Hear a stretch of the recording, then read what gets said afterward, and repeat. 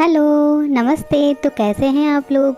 तो आज मैं एक्सप्लेन करूँगी मार्वल की movie Thor love and thunder. ये मूवी कुछ लोगों को थोड़ी सी नहीं पसंद आई है, बट मुझे ये मूवी बहुत अच्छी लगी। तो चलिए फिर शुरू करते हैं। स्टार्ट होता है और हम देखते हैं कि गौर और उसकी बेटी स्टारवेशन से मर रहे हैं। उसके प्लेनेट पे भूखमरी छाई हुई है। गौर की ज्यादातर फैमिली मर चुकी है और उसकी बेटी भी मरने वाली है, लेकिन गौर को अपने भगवान पे पूरा भरोसा था। वो अपने भगवान से प्रार्थना करता है कि ये सब बचा ले। ये सब के बीच में ही गौर को जंगल से एक आवाज आती है, जिसका पीछा करते हुए गौर जाता है। वहाँ पे उसे एक गोल्डन फ्लावर गॉड मिलता है, जिसके सामने ही एक ब्लैक गॉड भी होता है, जिसके पास रखी होती है नेक्रोसॉर्ड। गौर गॉड को देख के उसके सामने सिर झुकाता है और उससे प्रार्थना करने लगता है। तभी गोल्डन गॉड कहता है कि मैं बहुत शक्तिशाली हूँ, मेरे पास जो ये तलवार है और मैंने इस तलवार से इस ब्लैक गॉड को मारा है। ये तलवार दुनिया में जब से एग्जिस्ट कर रही है तब से ये अपने यूजर को चुनती है, पर इसके साथ में उस यूजर के पास इस तलवार की शराब भी आ जाती है। फिर गौर गॉड से हेल्प मांगते हुए कहता है कि आप हमारी हेल्प करें, हमारे प्लेनेट पे बहुत ही विपत्ति आ पड़ी है। ये बात सुन के गॉड कहता है कि हमें इस बात से कोई फर्क नहीं पड़ता, तुम सबके मर जाने से भी हमारे जीवन में कोई फर्क नहीं आएगा। अपने भगवान अपने इष्ट से ऐसी बातें सुन के गौर को बहुत ही दुख होता है और गुस्सा भी आता है। वो गोल्डन गॉड से कहता है कि तुम लोग भगवान कहलाने के लायक ही नहीं हो, अगर तुम लोगों के मन में हमारे लिए दया नहीं है। गॉड ये सब सुन के गुस्सा हो जाता है और अपनी तलवार से गौर को मारने के लिए बढ़ता है। तभी नेक्रोसॉर्ड हवा में उड़ के गौर के पास आ जाती है। शायद नेक्रोसॉर्ड ने गौर को चुना था। वो गौर से कहती है कि इन सारे गॉड्स को मार दो, ये तुम्हारे भगवान बनने के लायक नहीं है। और तो अपने गुस्से और दुख में था ही। नेक्रोसॉर्ड की ये सब बातें सुन के वो और गुस्से में आ जाता है और उस गोल्डन गॉड को मार देता है। साथ ही वो ये भी प्रण लेता है कि वो पूरे यूनिवर्स के गॉड्स को मार के रहेगा। उसके बाद बस वो सारे अलग अलग प्लैनेट्स पे जाता है और सारे गॉड को मार देता है। जैसे जैसे वो गॉड्स को मारता है वैसे वैसे वो और भी इविल बनता जाता है। दूसरी तरफ हमें थॉर की कहानी दिखाई जाती है। कॉर्क एक गुफा में बैठ के बच्चों को थॉर की कहानी सुना रहा था। साथ में ही हमें थॉर की ट्रांसफॉर्मेशन भी दिखाई जाती है। थॉर मेहनत करके अब बिल्कुल फिट हो चुका था। तभी हमें दिखाया जाता है कि एक प्लेनेट पे मॉन्स्टर ने हमला कर दिया है और गार्डियन ऑफ द गैलेक्सी उस प्लेनेट की हमले से रक्षा कर रही होती है, पर वो लोग ज्यादा कुछ कर नहीं पाते, तो वो लोग थॉर को बुलाते हैं वहाँ पे। थॉर सबको अकेले ही मार के गिरा देता है और जैसे ही वो सबको मार के निकलना चाहता है इस प्लेनेट से, तभी उनके पास सारे प्लेनेट से एक साथ मैसेज आने लगते हैं। और अभी सबको पता चलता है कि ऐसा कोई बंदा है जो सारे प्लेनेट्स के गॉड को मार रहा है। ये सब सुन के सारे परेशान होते हैं और प्लानिंग बनाने लगते हैं कि अब उनको क्या करना चाहिए। तभी थॉर को अपनी दोस्त लेडी सिप दिखती है। तभी थॉर फैसला करता है कि उन्हें अलग अलग होके सबको बचाना चाहिए। फिर थॉर फैसला करता है कि वो अपनी दोस्त लेडी सिप के पास जाएगा। फिर वो लोग उस प्लेनेट पे पहुंच जाते हैं, जहाँ पे वो उस प्लेनेट के गॉड को मरा हुआ देखते हैं, जो कि बहुत ही ताकतवर था। फिर भी कौन इसको मार सकता है, ये सब वो सोचते हैं। वहाँ पे उसे लेडी सिप भी दिखती है, जिसने अपना हाथ गवा दिया था उनसे लड़ते हुए। फिर लेडी सिप थॉर को गॉड बुचर के बारे में सब कुछ बताती है और कहती है कि वो बहुत ही ताकतवर है, वो सारे प्लेनेट के गॉड को मार रहा है और अब वो न्यू एसगार्ड पे हमला करने की तैयारी पे है। ये बात सुनते ही थॉर सीधे अपने न्यू एसगार्ड पे जाता है। फिर हमें अर्थ का सीन दिखाया जाता है, जहाँ पे हम देखते हैं जेन फोस्टर को। हमें पता चलता है कि जेन फोस्टर को कैंसर हो चुका है और वो कुछ ही दिन की मेहमान है। उसने अपना पूरा जोर लगा लिया था अपने कैंसर को ठीक करने के लिए, पर कुछ हो नहीं पा रहा था। फिर जब वो अपने घर पे आराम से बैठी होती है तो एक बुक में म्योनिर का नाम सुनती है। म्योनिर का नाम सुनते ही वो समझती है कि उसे म्योनिर के पास जाना चाहिए, हो सकता है वो बच जाए। इसके बाद फिर वो सीधे ही एसगार्ड पहुंच जाती है। वहाँ पे वो टूटे हुए म्योनिर को देखती है। म्योनिर भी उसे देख के हिलने लगता है और फिर उड़ के उसके हाथों में आ जाता है। जिसके बाद जेन फोस्टर माइटी थॉर बन जाती है और यहाँ पे एसगार्ड पे अभी रात हो चुकी थी और हम देखते हैं कि गॉड बुचर अपनी ब्लैक मॉन्स्टर आर्मी के साथ एसगार्ड पे हमला कर चुका है। गॉड बुचर एक एक करके सभी लोगों को मारना स्टार्ट करता है। तभी थॉर वहाँ पे आ जाता है और उसकी आर्मी से लड़ता है। एसगार्ड के सारे सोल्जर और थॉर मिलके उनसे लड़ते हैं। तभी एंट्री होती है माइटी थॉर की और अब पहली बार थॉर और गॉड बुचर का आमना सामना होता है। थॉर गॉड बुचर को बुरी तरह से हरा देता है और गॉड अपने आर्मी को लेके वहाँ से जाते जाते एसगार्ड के सारे बच्चों को भी अपने साथ ले जाता है। जैसे गॉड बुचर वहाँ से निकलता है, थॉर जेन फोस्टर से मिलता है और पूछता है कि म्योनिर तुम्हारे हाथ में कैसे आया। जेन फोस्टर बोलती है कि बस मुझे इसकी याद आई और ये मेरे हाथ में आ गया। फिर हमें फ्लैशबैक दिखाया जाता है कि जेन फोस्टर और थॉर कुछ सालों पहले एक साथ ही रहा करते थे। तभी थॉर ने अपने दोस्त म्योनिर से कहा था कि तुम जेन फोस्टर की हमेशा हिफाजत करना, और थॉर के ये वर्ड म्योनिर के लिए एन्चेंटमेंट बन गए थे। तभी से वो इस बात का ध्यान रखता है। जब भी म्योनिर को ऐसा लगेगा कि जेन फोस्टर की जान को खतरा है, वो उसके पास चला जाएगा।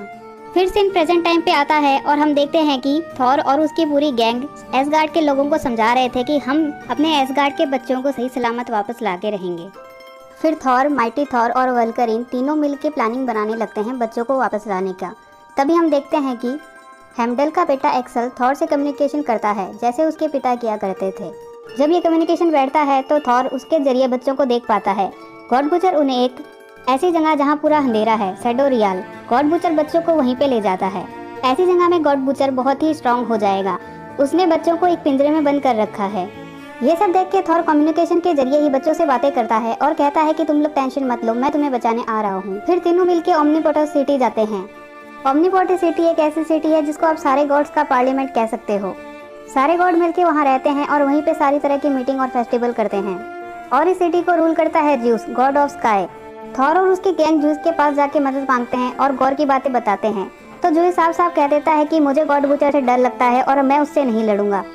और रही बात उन पे हमला होने और उनके मरने की, तो ये जगह सिर्फ गॉड्स ही जानते हैं। गॉड बुचर यहाँ पे कभी नहीं आ सकता। आगे ज्यूस कहता है कि अभी गॉड बुचर के पास नेक्रोसॉर्ड है, अगर उससे अभी लड़ा जाए तो हम उसे कभी नहीं हरा सकते। और अब ज्यूस थॉर को भी बाहर नहीं जाने देगा, क्योंकि अगर थॉर गॉड बुचर से लड़ाई करता है और गॉड बुचर उससे यहाँ का एड्रेस निकलवा लेता है तो फिर सबकी जान खतरे में आ जाएगी। इस डर से अब वो थॉर को भी बाहर नहीं जाने देगा। फिर थॉर ज्यूस की इंसल्ट करते हुए बोलता है कि तुम कायर हो। इस बात से ज्यूस को गुस्सा आ जाता है और वो अपने थंडर वेपन से थॉर पे हमला कर देता है। लेकिन थॉर उस थंडर वेपन को अपने हाथ से पकड़ लेता है और वापस ज्यूस पे ही हमला कर देता है। वो वेपन ज्यूस के आर पार हो जाता है और ज्यूस नीचे गिर जाता है। ज्यूस को हराने के बाद वल्गरिन कहती है कि हमें इसका वेपन ले लेना चाहिए, ये हमारे टेलीपोर्टेशन के लिए बहुत काम आएगा। थॉर भी बात मानता है और ज्यूस का वेपन लेके बाहर जाने लगता है। तभी ज्यूस आर्मी उन चारों पे हमला कर देती है। चारों उनसे बहुत लड़ते हैं और उनको हरा के निकलने लगते हैं। तभी हम देखते हैं कि थॉर का फ्रेंड घायल हो चुका है। कॉर्क की पूरी बॉडी टूट चुकी है। फिर थॉर कॉर्क का फेस अपने साथ ले जाता है ताकि वो उसे बाद में असेंबल कर सके। फिर चारों वहाँ से निकल जाते हैं। लेकिन ज्यूस ने थॉर को गॉड बुचर का सारा प्लान बताया होता है कि आगे वो क्या करेगा। गॉड बुचर अब इटर्निटी के पास जाना चाहता है ताकि वो उसे विश मांग सके कि सारे गॉड मर जाएं। और इटर्निटी के बारे में ये बात होती है कि जो भी बंदा उसके पास पहली बार जाएगा तो इटर्निटी उसकी एक विश पूरी कर देगी। लेकिन इटर्निटी तक पहुंचने के लिए गेट ऑफ इटर्निटी को खोलना पड़ेगा और उसकी चाबी कहाँ है ये बात तो कोई नहीं जानता। फिर थॉर और उसकी गैंग शैडो रियल पहुंचती है और गॉड बुचर को ढूंढने लगती है। वहाँ पे उन लोगों को एक पेंटिंग दिखती है जहाँ पे गेट ऑफ इटर्निटी एंड उसकी चाबी की फोटो बनी होती है। पेंटिंग को देखते ही वो समझ जाते हैं कि इसकी चाबी और कुछ नहीं स्टॉर्मबेकर ही होता है। वो इससे गेट को खोलने की कोशिश करते हैं। तभी गॉड बुचर वहाँ आ जाता है और सारे समझ जाते हैं कि गॉड बुचर का ये प्री प्लान था उन्हें वहाँ पे स्टॉर्मबेकर के साथ में बुलाने का। फिर गॉड बुचर अपने नेक्रोसॉर की ताकत से तीनों को बंदी बना लेता है। वो तीनों लड़के अपने आप को छुड़ा लेते हैं।